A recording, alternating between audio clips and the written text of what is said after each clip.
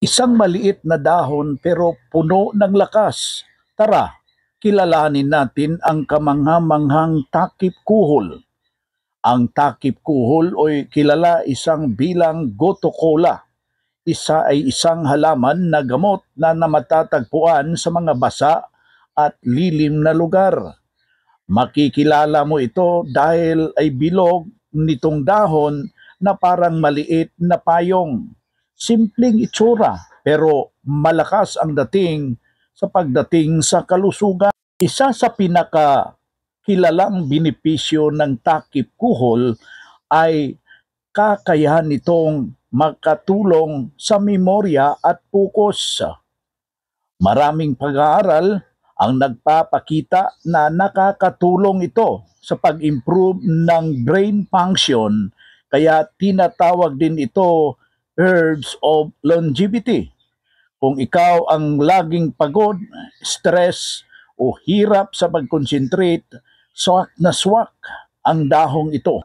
Ang takip silim, kuhol, kilala para sa pagpapagaling ng sugat at makakatulong sa magandang blood circulation, pangpagaan at ng pamamaga, pangpaganda ng balat, kaya naman na madalas itong ginagamit sa mga natural skin care at herbal remedies. Paano ginagamit ang takip kuhol? Madali lang. Pwede itong gawing tsa, pakuluan ang dahon sa tubig at i-blender at gawing healthy juice.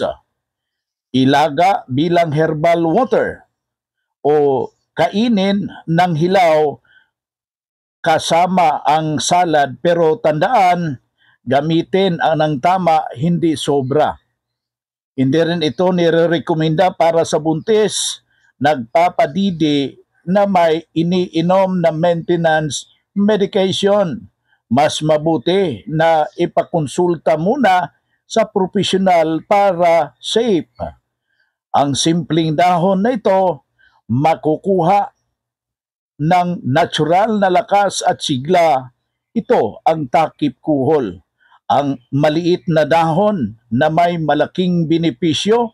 Kung gusto mong ang video na ito, pakibahagi sa ating mga ka-followers. Pakishare kung gusto mo ring matikman ang kanyang abilidad, mga kapanalig. Paki-komento sa baba ano ang nararamdaman sa magandang kagalingan.